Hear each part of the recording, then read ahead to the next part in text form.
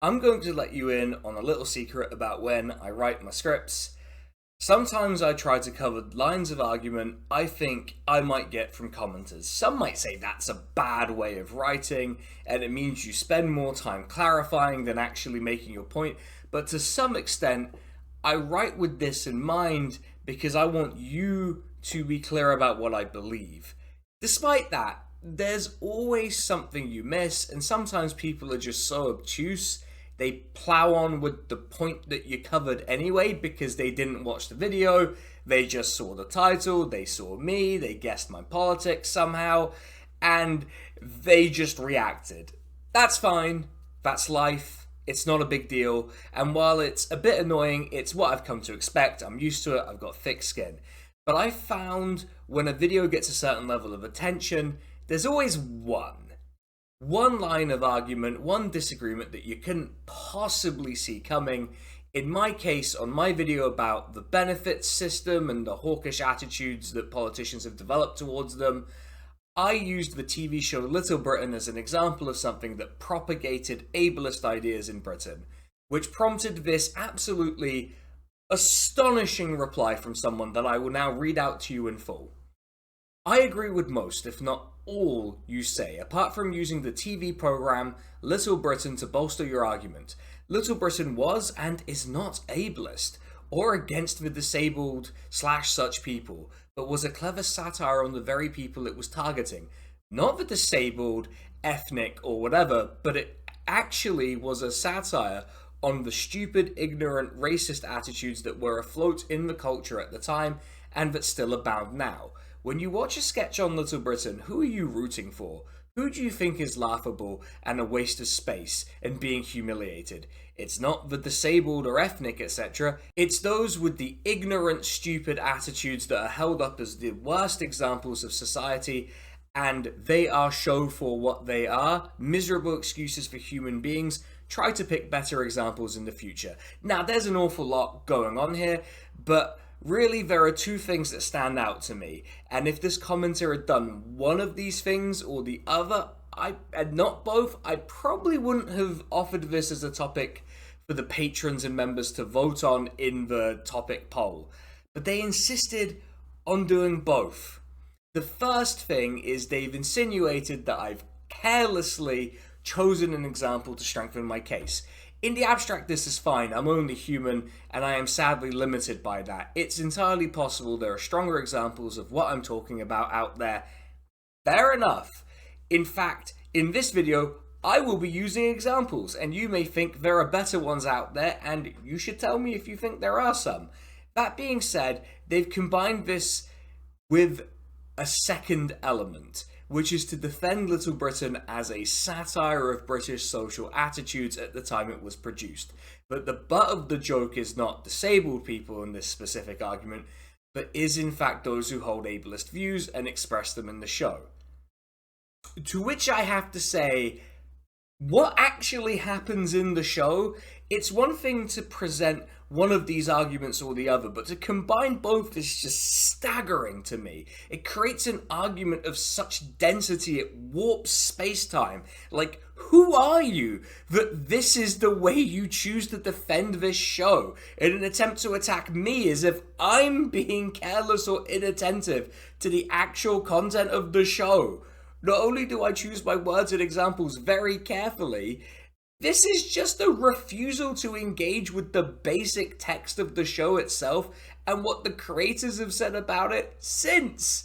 To give an example, if I might be so bold, and that's okay with the commenter, the fact that one of the creators of the show, in an article where they were apologizing for blackface in the show, which I think just about summarizes the issue, if I'm being honest, we could probably just stop this now and save us all a lot of grief, but they were quoted in 2017 as saying, basically, I wouldn't make that show now. It would upset people. We made a more cruel kind of comedy than I do now. Which is a bit, it was the style at the time for my tastes, but is at least an acknowledgement that the show was cruel. Now, I get that death of the author is a thing, and we're allowed to interpret the show as we see fit, but come on. if anyone is incentivized to defend the show, it's probably the guys who made it. I've also looked, and I concede that search engines are not great lately, but I've not really found any occasion where someone connected to the show has called it a satire. I've seen other people suggest it would be their defense, but nothing directly from them, which leads me to believe that there was no satirical intent behind the show. Not that the intent particularly matters, even if it was intended as a satire of British social attitudes, which I guess if you've never seen the show before, I can see why you might think that's the case. It fails. It doesn't just fail by the totally different social attitudes that we have in 2025, which are not as different as we may like and are downstream from a lot of the things in the show.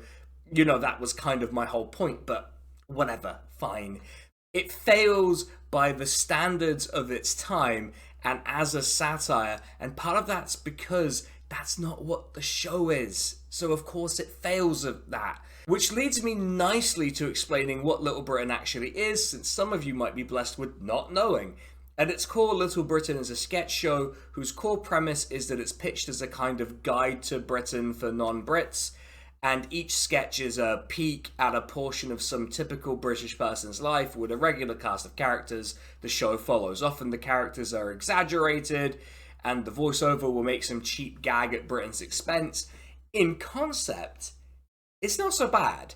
A lot of the early sketches rely on shock or toilet humor, which I'm not saying is inherently a bad thing. As someone who enjoyed Jackass, it would be a little hypocritical of me to blanket reject it.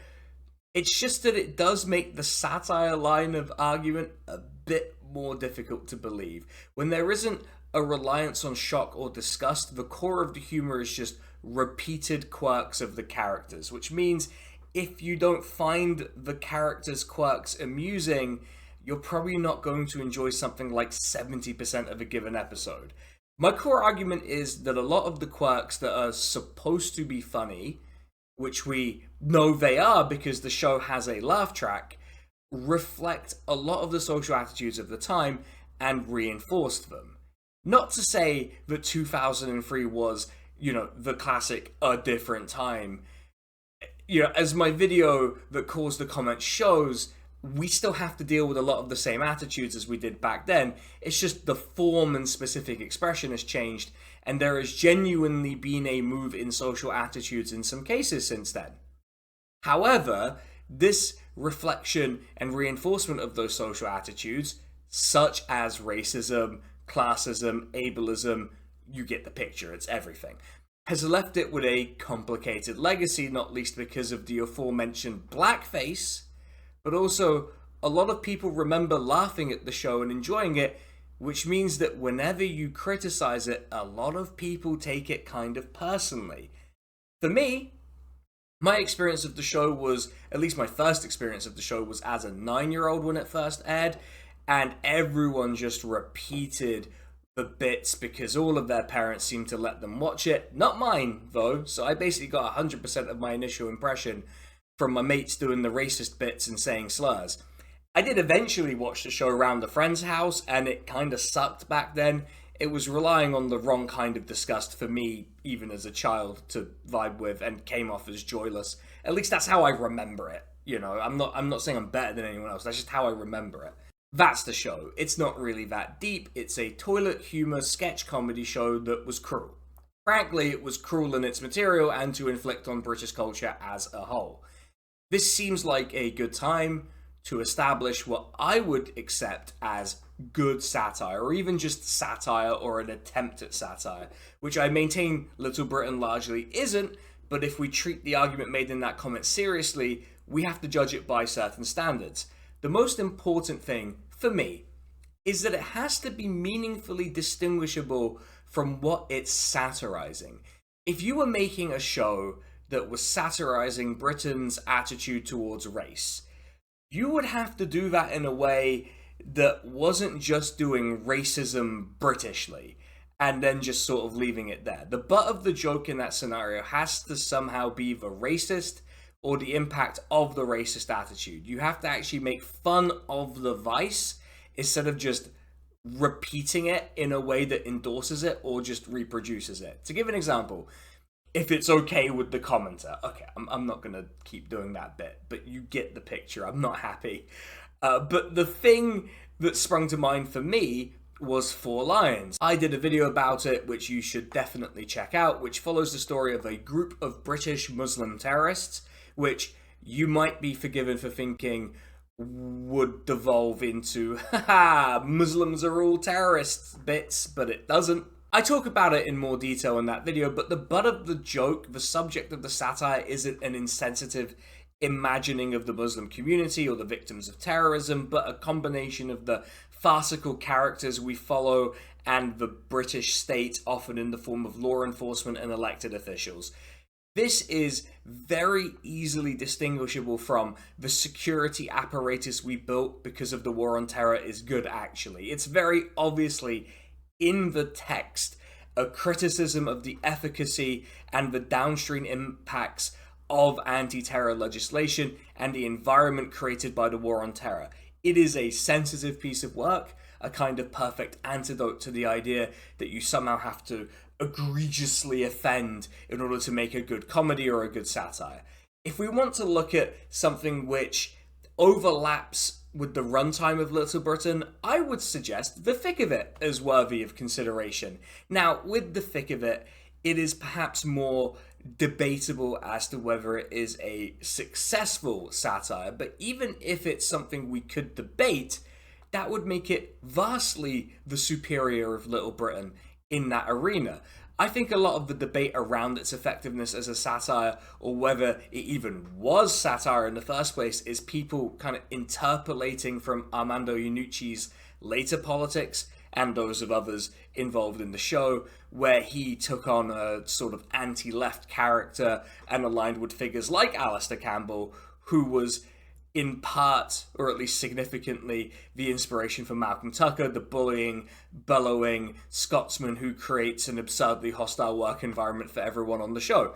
Justified through reaction to the UK's 2016 EU referendum, which has led to people interpreting the show now as a victory lap more than a satire. And I can see why people think that's the case. I also think that's an argument that's at least grounded in something real about the show. Like, you could interpret it like that. I don't think so, in the same way that the commenter who defended Little Britain is entitled to make his case independent of what the creators of the show believe or intended or say. I think that it's a reasonable reading of The Thick of It to consider it a satire, an effective one at that in the earlier seasons.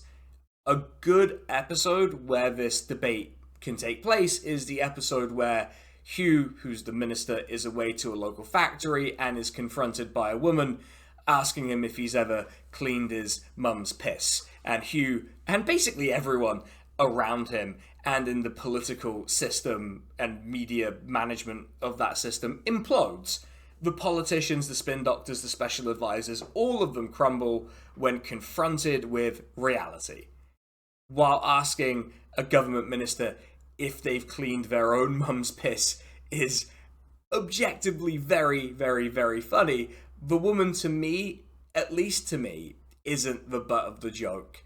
It's Hugh, it's his senior advisor Glenn who loses it with the woman, and it's Ollie who has to navigate a series of ridiculous demands made of him in that episode. There are examples then that are contemporaneous with Little Britain that are intended as satire and that do this well enough that it can at least be argued. Little Britain is not that show, and it's up to me to demonstrate that to you. How am I going to do that? Well, first, I'm going to put some cards on the table. I know that there are controversies about the creators of the show that because of UK libel laws, I don't think I can be very explicit about. If you want that, you'll have to find some kind of American to tell you about it. But I mentioned this to make a broader point, actually. I'm not really going to take what the creators or anyone involved has said about the show into account when I evaluate the actual content. There's probably going to be one part at least I'm predicting when I write this, which I now have to relay to you, where who the creators are will be relevant. I'll mention it then, but otherwise I don't think it particularly adds anything to an analysis of whether this is satire or shite. I mean, I guess it could be both, but it's not. Spoiler alert. The next card I'm going to lay on the table is I'm not watching every episode of the show because I don't hate myself enough to do that, which means I have to pick a single episode of the show to watch. How did I pick an episode? I went to IMDb. I added every single episode that was averagely rated or above into a list. I span a wheel, giving me season 1, episode 7. Why was this what I did? Because I wanted to watch a representative episode. It would have been very easy for me to just go to the lowest rated episode, watch it, and just dunk on it relentlessly, but that wouldn't necessarily have been fair or representative of the quality of the show, such that it is.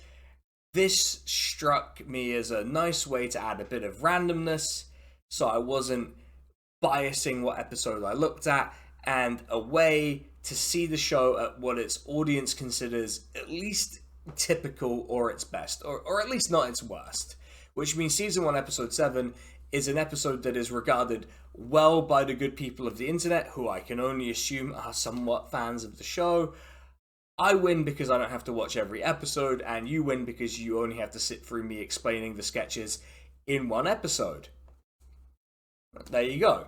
There is, however, one problem. I want to get an authentic experience of the show, and it has been altered by the BBC to remove certain scenes, such as the ones including blackface. Now, I could just rest my case here and say the show has blackface, so I'm reasonably sure it doesn't handle disability very well, and point to it being egregious enough that the BBC edited it out as my conclusion. I'm not going to do that. Instead, I have tried to find a pre-alteration version of the episode. I believe I am in possession of one, but because I never really watched the show when it came out, I can't say for certain. That is to say, there may have been blackface or something extremely offensive in this episode beyond what's left in it, but I have no way of knowing. If you do know, please share with us, but I've done my best here to make sure I watched a pre-alteration version. I'm also going to lay out exactly what I think I have to do to prove my point. The arguments at play are Little Britain reflected and reinforced contemporary attitudes about marginalised groups versus no, it didn't. Or, to be a bit more generous, that it was an attempt at satire that was largely successful and didn't reinforce the disgust or bigotry towards the groups concerned. Naturally, this means that I'm going to highlight specific sketches. I'll start with ones that relate to ableism when we get to that bit, and then because the argument was made that it was a satire of wider British social attitudes, I will kick the argument open after addressing ableism to some select points worth considering. In particular, I'm going to focus on a form of ableism that paints disabled people as manipulators or liars, since that was the most relevant to the social attitude I was pointing to in that video about benefits. Everything else is just going to be a bonus, if you want to think about it like that. So what I need to prove, or at least reasonably demonstrate, is first that Little Britain was popular enough that it could have that impact on popular conceptions of the marginalised groups concerned, which I think, given its ubiquity in the culture at the time and the fact that it somehow went on to spawn a video game that's apparently terrible, we can take that as table stakes, and I don't think anyone defending the show would really argue against just handing me that point. The second thing is that Little Britain does not function as a satire because it is not clearly distinguishable from the bigotries or prejudices it would in theory be satirizing, or because of other shortcomings like bad joke structure or some other issue we may come across. Incidentally, one way we will be able to understand the intended target of the humour is that the show has a laugh track, which I think is reasonable to take as indication of what's intended to be humorous. So I will be referencing that where relevant. With that, I'm away to watch this episode, and I'll report back. God help me. Later that night, Oh, well, that was fucking dreadful. Now I have to brush all this hair out of my face. Give me 1 second. Alright.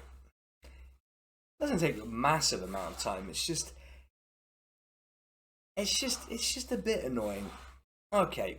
Alright, okay. Let's be serious. Let's be serious, everyone. Let's talk seriously about the episode. Fine, I'll do it. To explain the general structure of a typical episode, what usually happens is there are a series of sketches following an often recurring cast of characters where we drop in on their lives. Sometimes characters aren't in a particular episode. In this one, there wasn't any blackface or overt racism. From what I could tell from the episode guide on Wikipedia, yeah, I know it's Wikipedia, fine. Let's move forward. Some of the offending characters were introduced to the TV show in later seasons. That doesn't mean the blackface didn't happen, or that some of the other general criticisms of the show aren't important, but that's just to say if I'm not mentioning something that you know happened in this show, that's why. The episode just didn't have that character in it. I'm not saying that just because there was no egregious racism in this episode that it doesn't exist in the show, generally. There. Or I might have accidentally watched an altered version again. I don't know. I didn't really pay enough attention to the show to know for sure, so forgive the mistake if that's what's happened. For some general notes on the episode, a lot of it is not just inoffensive, but really fucking boring. Now, you may hear that and be surprised a bit. I never said that every single sketch was wall-to-wall bigotry. I imagine it would have been quite hard to sneak that by the BBC even in the 2000s. A lot of it relies on the same formula. A character has a quirk or a catchphrase. They hit that quirk and catchphrase a couple of times in the sketch. Laugh track plays. That's it. Nothing too special, nothing too interesting. Of the 18, I believe, sketches, only like 5 or 6 really stand out in terms of the bigotry side of it, which I will admit is 33%, so fair enough, that's quite a lot. But most of them are just your kind of typical, I hate my wife, or a bait and switch, or a look behind you, like the guy who's pitching board games, so you assume he's pitching it at a board game company, but it turns out the company imports tires. Yeah, it's not complex, but I can see how someone might enjoy that. Whatever. There are a couple of sketches that I want to mention that are kind of orthogonal to the purpose of this video, just because I want you to understand what it was like watching this show. One of the sketches of note involves a tour guide on a bus tour of some sleepy English village, adding details of locations where he and his wife have engaged in sex acts into the history, which isn't a bad concept as such, but all it's relying on is how inappropriate the situation is to make you just kind of awkwardly laugh. A second one is a series of sketches. In fact, this is a good time to point out that sometimes characters feature in more than one sketch in an episode. In this case, there is a teacher who is in a relationship with his former student, and they feature in 3 sketches. If you're thinking that this premise is creepy, well, wait, because the central point of amusement here, if the laugh track is to be believed, is that the teacher still treats his ex-student, now partner, like she's at school. Yeah, it's not great, and I do wonder how that cleared a writer's room, even in 2003, even in Britain. Regardless, throughout the episode, there wasn't really anything that could be considered a satire. It's mostly sketches pointing at quirks, relying on repetition for things to land. There's nothing wrong with that, but it's not like there's some societal issue being pointed to here other than British people are fucking weird.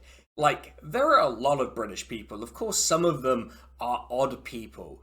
The closest to a subject matter that could be considered typically satirized in a safe way is the sketch with the Prime Minister and his aide, where, and I'm aware of how ridiculous this sounds, his gay, at least I think he's gay, aide is attracted to him and wildly oversteps, interrupting a phone call between the British Prime Minister and the Japanese Prime Minister. God, why have I done this to myself? I've been generous and kept this out of the homophobia bit really because there's a much better known character who's somehow a lot worse. Let's get into the real shit. There are 5 sketches involving 4 sets of characters that I want to particularly highlight with regard to the arguments made in that comment.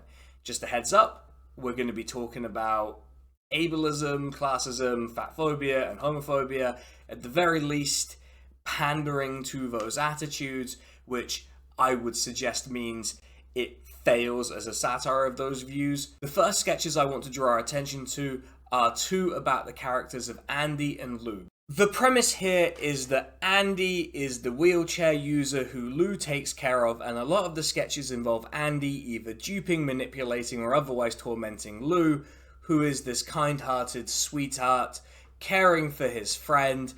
These 2 are one of the more famous sets of characters to come out of this, and Andy was one of the more quoted characters on the playground when I was a kid, which was not good. Like, at all. Now, all of this plays into the narrative I was talking about in my video about benefits, where the DWP, the department in charge of benefits, assumes that if you're claiming disability-related benefits, that you're lying. My use of this as an example was that the sketches involving these characters fed into that notion, that disabled people are lying or are otherwise manipulating people with good intentions. Let's see if these 2 sketches reflect that. The first sketch involves Lou painting Andy's room and offering him a choice between 2 colours, one he likes and one he's rejected before after Lou's painted a room that colour.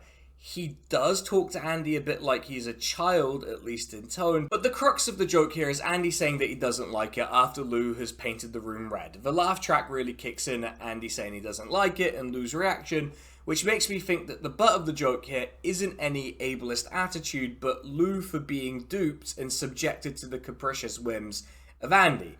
Taking it as it is, it's not that deep, it's just a classic bit. Character is inconvenienced by something that was telegraphed at the start of the sketch. Wow! Nothing wrong with it, but the trick with Little Britain is that when there's more than one sketch involving the same characters, it's usually a setup.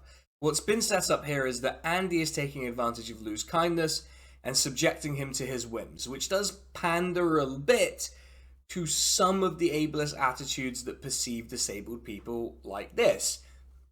In any case, there isn't any attempt to satirize the issue in a way that's distinguishable from the attitude being pandered to.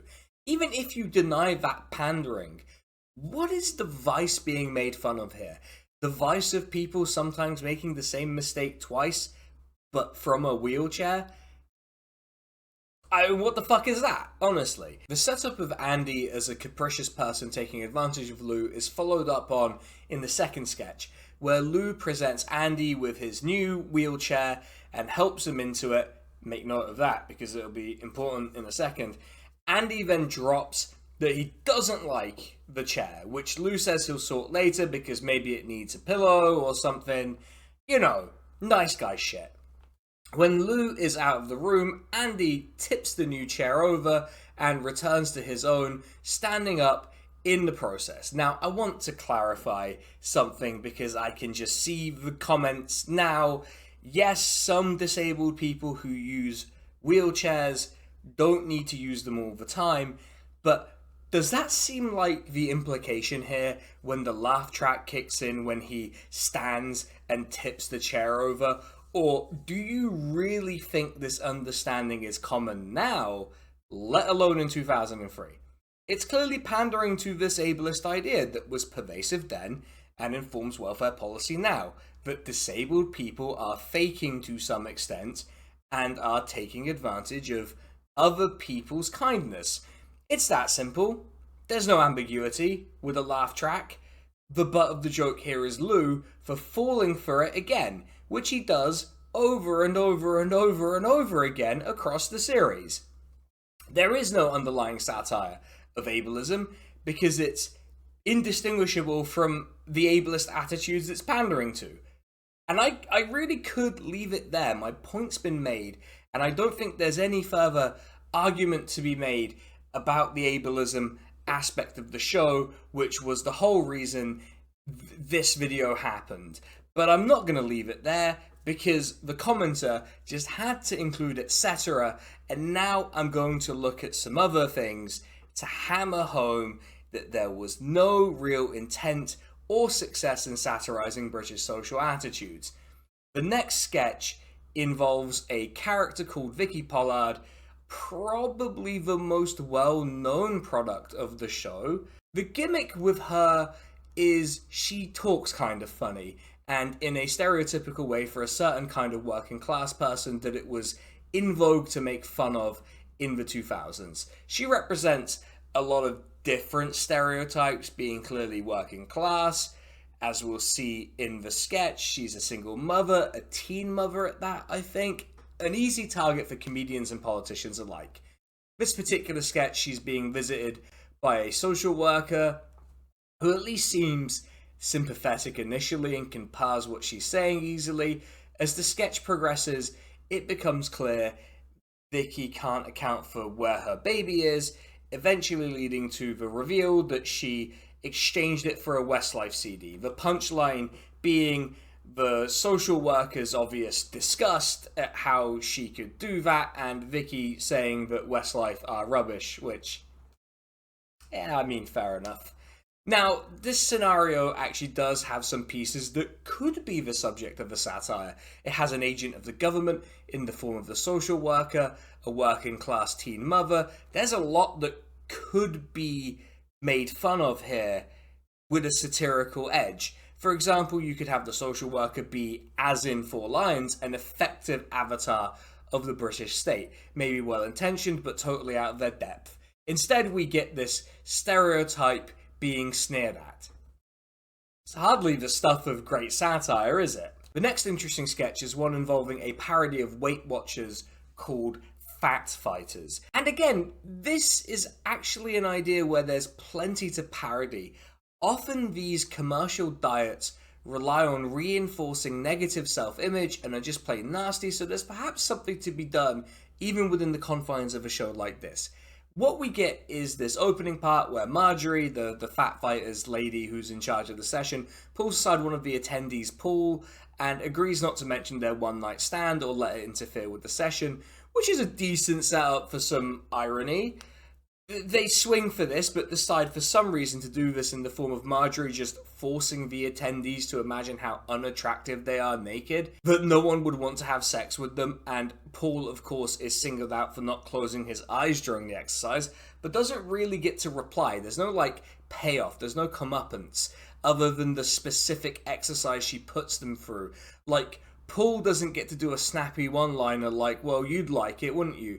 Or anything like that. It's just a woman saying fat people are ugly, and that's kind of it. The humor is, she shagged a fat person. I don't know, is that funny in this situation? I suppose it could be, but the laugh track tells us that it's the nasty shit she says that's funny. That's when the canned laughter comes in. This is, I think, the closest to a satire the show actually manages to get in this episode, and it just can't do it. It's constitutionally unable to move beyond wanting to say the horrible thing. The final one involves Daffyd, a gay man who labours under the mistaken assumption that he is the only gay in the village. Now, I want to say that Matt Lucas, one of the creators of the show, is gay and does play the character. That being said, I will simply show you a still of the character as he's preparing for the gay night he's arranged at the pub. There's nothing wrong with dressing like this, but when the whole conceit of the character is that they're ridiculous and outrageous and over the top, this is an interesting choice. In this sketch, it turns out his gay night is very popular and he is swarmed by a bunch of men dressed like very stereotypical gay men. I don't know how to expand on it, but the biggest bit of canned laughter is when he calls them gay bastards. And I suppose this is supposed to play on like a self-loathing element, maybe. But again, it's just stereotypes arguing with other stereotypes. It's just saying awful things. It's just fucking crap, honestly. Even if you disagree that this is a homophobic portrayal or pandering to homophobia, can we at least acknowledge that it's fucking shit? That it's not a satire. It's not satirizing anything. It's just cheap. and relies on repetition throughout. There's nothing of value in terms of satire or really just normal comedy here. Maybe it's good for a cheap laugh, but to refer back to the comment, who are you laughing at really when you watch this? Who are you being encouraged to laugh at? I don't think it's who the commenter thinks it is. Which brings me to the big question. Was I right? I'm sat here feeling pretty vindicated if I'm being honest with you. I want to be clear, if you've ever laughed at this show, at one of the characters, I'm not putting all of that and all of those social attitudes onto you now. Our tastes change, we learn and we grow, and actually I think an exercise like this can sometimes help us realize that maybe these issues still exist. Of course they still do, but we've changed. We've changed, the world has changed, and it's not always for the better. And there will always be people like the commenter who cling on to their interpretation of something. And honestly, if you think the blackface and ableism show is a satire that is worthy of your adoration and defense, then that's a matter of taste at a certain point. I can't force you to see what's in front of you. I do think this has pretty soundly proven my case. I do pick my examples carefully, I pick them well. I do know what I'm talking about sometimes, everyone. You know, much to a lot of your shock. Either way, this was just some light work. Thank you for watching, and now I can finally have the Men in Black memory wipe happen to me so I can forget about this dog shit show. Thanks for watching. I need to thank my proofreader who had never watched the show before, and I don't think what I wrote encouraged her to watch it. I also need to thank the patrons and members. If you join the Patreon, if you join the membership program on YouTube, you get at least one video a month early. You get to vote on the topic of the videos. You get access to the super secret part of the Discord where I shit talk everyone. You know, I say all sorts of salacious things behind closed doors. You know what I'm like. But if you are a top tier patron or a YouTube member, you get this shout out that they're about to receive. So a special shout out to Drone Riff, Mercutio, Kersley Scheider, John N, Liron, and Carolyn, absolute legends over on the Patreon, and the YouTube members Nadir Jiwa, Katie Marshall, Roger Zugi, Scaly Bubble, Ben Johnson. It's a lot of names these days. I'm really pleased with all of the support. Thank you so much. Remember, like, comment, subscribe, share the video if you like it, all of that good stuff. And I will catch you all on the next one. Hopefully a better topic, a nicer topic, a more fun topic. And yeah, you'll probably catch me in a much better mood then. Take it easy, everyone. Bye-bye.